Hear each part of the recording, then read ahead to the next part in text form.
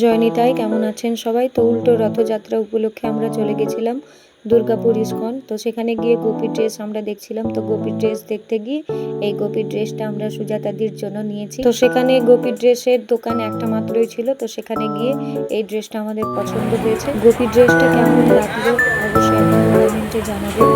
জয়নিতাই, Joy Gauri, Joy Radheshyam.